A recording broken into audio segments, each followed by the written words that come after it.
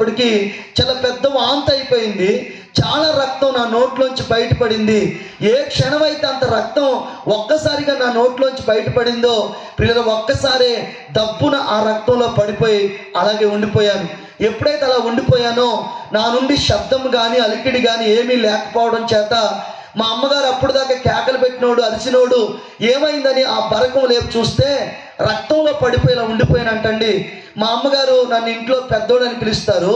నా భుజం మీద అరే పెద్దోడని గట్టి గట్టిగా తడతా ఉంటే నేను ఏ విధమైన మరి చప్పుడు చేయకపోవడంతో చుట్టుపక్కల అందరూ కూడా గట్టి గట్టిగా అరిసి కేకలేస్తే వాళ్ళు వచ్చేసారు. వచ్చి వాళ్ళు నా ముక్కులు కాడ ఇవన్నీ చేతులు పెట్టి చూసి, అమ్మా నీ పెద్ద కుమారుడు చనిపోయాడు, డాక్టర్లు ఆల్రెడీ చెప్పారు నెల మీద 15 రోజుల కంటే ఎక్కువ బ్రతకడని, కాబట్టి ఇది నెల 13వ రోజు కనుక నీ కొడుకు చనిపోయాడు, ఉన్న కార్యక్రమం చూద్దామని చెప్పి వాళ్ళు మా అమ్మగారిని బయటికి తీసుకెళ్ళిపోయారు.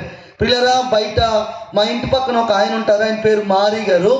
ఆయన ఈ పాడి సామాను సిద్ధపరుస్తూ ఉన్నారు. ఒక రోడ్డు మీద పాడి కడతా ఉన్నారు. గెల తీసుకొచ్చారు, తాడు తీసుకొచ్చారు, కొండ తీసుకొచ్చారు, పిడకలు తీసుకొచ్చారు, సాప తీసుకొచ్చారు. ఇవన్నీ తీసుకొచ్చి రోడ్డు మీద పాడి కడుతున్నారు. మరి కొంతమంది ఆ శ్మశానంలో గొయ్యి అవుతున్నారు. మరి కొంతమంది మా బంధువులు ఊళ్ళో ఉన్నారంటే వాళ్ళకి కౌరు వెళ్ళిపోయింది, వాళ్ళు కూడా వచ్చేసారు. సమయం అప్పటికి దాదాపు 5 అయిపోతూ ఉంది. 6 లోపులో శవాన్ని బయటికి తీసుకెళ్ళిపోవాలి కనుక అన్నీ రెడీ చేశారు. ఇక లోపలికి రావడానికి సిద్ధపడతా ఉన్నారు. నేనైతే చనిపోయే రక్తంలో పడిపోయినాను. పిల్లలు ఇప్పటికీ కూడా నాకు కలిగింది నేను వివరించడం నాకు అసాధ్యం. ఎందుకంటే పిల్లరా ఆ పూట జరిగిన విషయం ఏంటంటే నా ఆత్మ ఒక చీకటి బిలాములో ఇరుక్కుపోయినట్టు కనబడతా ఉంది. ఎంత చీకటి అంటే కన్ను కుట్టుకున్న కనబడినంత చిక్కటి చీకటి. ఆ చీకటిలోకి ఎలా వచ్చిందో నాకు తెలియదు. చిన్నపాటి వెలుగు రాగానే పిల్లరా ఆ చీకటంతా కనుమరుగైపోయింది. ఆ చీకటంతా కనుమరుగైపోతే పట్టపగల వెలుగులో నిర్మలమైన ఆకాశం కనబడుతుంది. ఒక మబ్బు కానీ మేఘం కానీ ఏమీ లేదు. నేను అలా చూస్తూ ఉంటాను కానీ తల్లును ఒక మెరుపు మెరిసింది. ఆ మెరుపుల మధ్యలోంచి రక్తముతో మిళితమైన ఒక హస్తం అండి కిందకి దిగి వస్తూ ఉంది. అది గాయపడిన హస్తం నా దగ్గరికంట వచ్చింది, ఈ భాగంలో తాకింది. ఏ క్షణమైతే హస్తం వచ్చి భాగంలో తాకిందో చచ్చిపోయిన నేను సజీవుడిగా మరలా బ్రతికాను. గట్టిగా చెప్పలేదు, బిగ్గరగా స్తోత్రం చెప్పాలి. హల్లెలూయా. నేను కళ్ళబొల్లు మాటలు లేనిపోయిన కథలు చెప్పట్లేదు. నేను ప్రియులరా జిల్లా చెప్పాను, మండలం చెప్పాను, ఊరు చెప్పాను, చేసే వృత్తి కూడా చెప్పాను. ఎందుకు ఈ మాటలు చెప్తానంటే ప్రియమైన దేవుని బిడ్డలారా, ఎప్పుడైతే హస్తం వచ్చి ఇక్కడ తాకిందో ఆ హస్తం తాకగానే ప్రియులరా చచ్చిపోయి నేను తిరిగి మరలా బ్రతికేయడానికి రుజువులు ఏంటంటే మొదటిగా నా కళ్ళు తెరవబడ్డాయి. రెండవదిగా ప్రియమైన దేవుని బిడ్డలారా నాకు తెలియదు, నా నడినెత్తి మొదలుకొని అది పాదం వరకు ఏదో ఒక బలమైన శక్తి నాలోనికి రావడం ప్రారంభించింది. నా ఎముకలు, నా మూలుగులు, నా కండరాలు ఆ శక్తితో నింపబట్టంతో నన్ను ఎవరూ లేవదీయలేదు కానీ నాకు నేనే లేచి దిక్కున లేచి నిలబడ్డాను. గట్టిగా చెప్పడం దగ్గరగా స్తోత్రం చెప్తామండి. హల్లెలూయా. అలా నిలబడినప్పటికీ నేను చూస్తూ ఉన్నాను, నన్ను నేను చూసుకుంటా ఉన్నాను. అప్పటికే 25 రోజులు అయిపోయింది. స్నానం చేసి భయంకరమైన రోత కంపు కొడతా ఉన్నాను. కానీ పైకి రోతగా ఉన్నాను కానండి నా హృదయంలో మాత్రం చెప్పనా సత్యంగానంత గొప్ప సంతోషంతో నింపబడ్డాను. గట్టిగా స్తోత్రం చెప్పుదామా? హల్లెలూయా. ఎవరు తీలేనంత ఆనందంతో నింపబడిపోయాను. ఎందుకంటే ఈ భాగం అంతా తేలికైపోయింది, నా శరీరం అంతా తేలికైపోయింది. నాకేమనిపిస్తుందంటే ఎగరాలనిపిస్తూ ఉంది, గట్టి గట్టిగా అరవాలనిపిస్తూ ఉంది. నేను బ్రతికాను కేకలు పెట్టాలనిపిస్తుంది. పిల్లరా నా నోరు అదుపు చేసుకుంటా చూస్తూ ఉన్నాను. బయట ఎవరొకరు ఉంటారు, లోపలికి వస్తారు, చూస్తారు అని చూస్తూ ఉంటే ఎంతసేపటికి వాళ్ళు రావట్లేదు.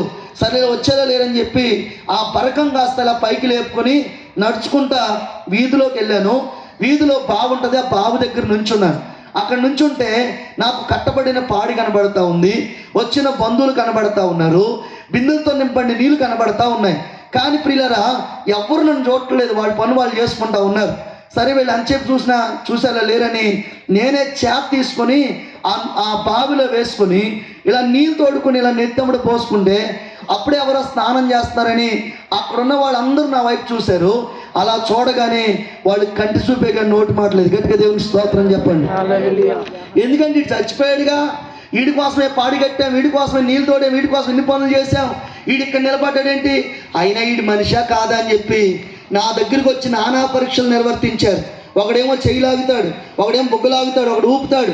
ఎన్ని రకాల పరీక్షలు చేసినా విషయం ఏంటంటే వీడి మనిషేరో అని ఎవరింటిగా వెళ్ళిపోరు. దేవునికి మహిమ కలుగును గాక. నేను స్నానం చేశాను, తర్వాత ప్రియులరా మారుబట్టలు కట్టుకున్నాను, కాండ్రగించి ఉమ్మూసాను. ఆ ఉమ్ములో రక్తపు చీర కూడా లేదు. గట్టిగా స్తోత్రం చెప్తారా? హల్లెలూయా. 4 రోజులు ఆగాను. ఏ ఆశ్రమ హాస్పిటల్ డాక్టర్ గారు అయితే ఇక్కడ గడ్డ పగిలిపోయింది, అంతా పాడైపోయింది అన్నారు. ఆయన ముందే నిలబడ్డాను. ఆయన నన్ను చూడగానే గుర్తుపట్టి అంటారు, నువ్వు ఇంకా బతికే ఉన్నావని అడిగారు. అవునండి, బతికే ఉన్నాను. ఎందుకంటే ఉదయం నుండి సాయంత్రం దాకా నాతో ఆయన గడిపారేమో, గుర్తుపట్టి నువ్వు బ్రతికే అంటే ఆయన అంటా ఉన్నారు, మరి ఇంత బాగున్నావేంటి, నీవు పాటికే చనిపోవాలి కదా అంటే, ఏమోనండి అదే నాకు అర్థం కావట్లేదు సార్ చూడండి అంటే లోపల తీసుకెళ్ళారు. ఇదంతా కూడా ఏదో పరీక్ష చేయటం మొదలు పెట్టారు.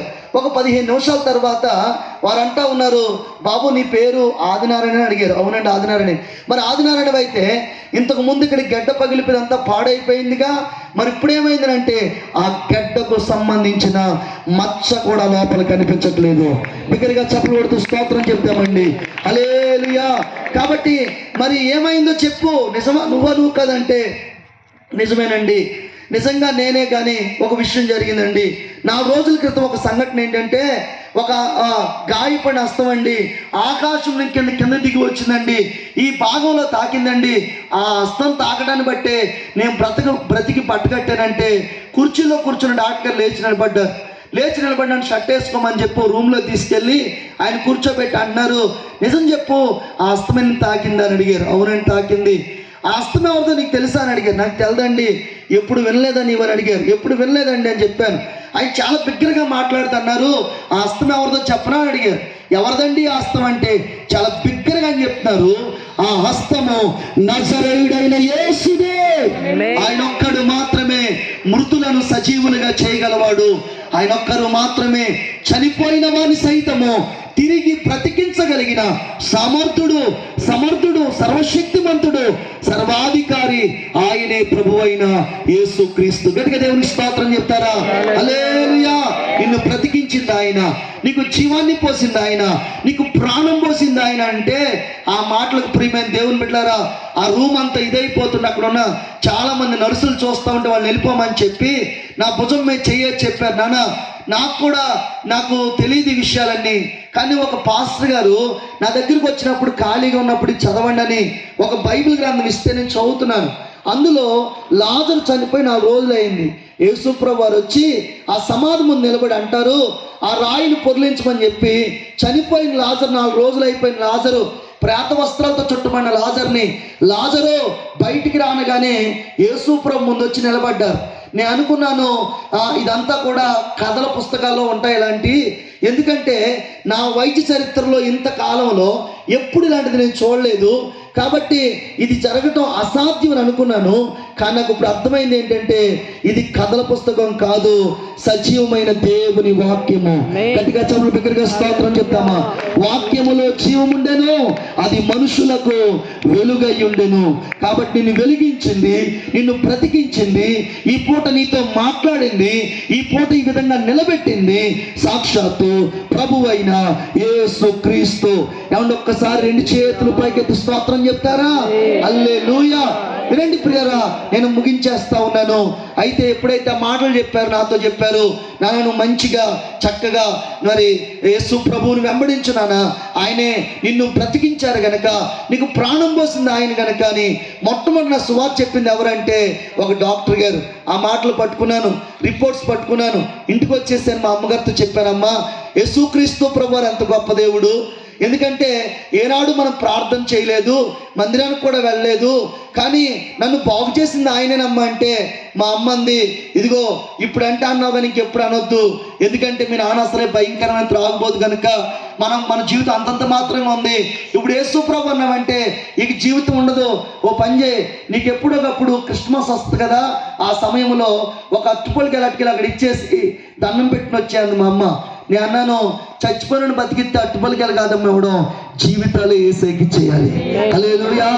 బ్రతుకులే యేసయ్యకి సమర్పించాలంటే మా అమ్మంది నాకు అన్న అనవసరం, నువ్వు ఉంటావా ఇంట్లో, యేసు అనే మాట వినబడకూడదు. నేను అన్నాను, అన్నం లేకపోయినా బ్రతకగలను, నీళ్ళు లేకపోయినా బ్రతకగలను, నేళ్ళు లేకపోయినా బ్రతకగలను, కానీ యేసయ్య లేకపోతే మాత్రం నేను బ్రతకలేనమ్మా. ఎందుకంటే నాకు ప్రాణం పోసింది ఆయనే, నన్ను బ్రతికించింది ఆయన. అంటే నువ్వు ఆనాడే చచ్చిపోతే మాకు ఏ గొడవ లేకుండా అని అంది మా అమ్మ. నిజమే, నేను చనిపోవాలని 100% మీరు కోరుకున్నారు, కానీ నేను బ్రతికించబడాలని యేసయ్య కోరుకున్నాడు. గట్టిగా చెప్పండి, స్తోత్రం చెప్పండి. మాట ఇచ్చాడు గనక బ్రతికించాడు, కాబట్టి నేను బ్రతుకుతాను ఆయన కోసమని. కట్టుబట్టలతో ఎక్కడికి వెళ్ళాలో తెలియదు, రోడ్డు అంట వెళ్ళిపోతుంటే మా పాస్టర్ గారు అప్పటికి ఐపీసీలో సేవ చేస్తూ ఉన్నారు.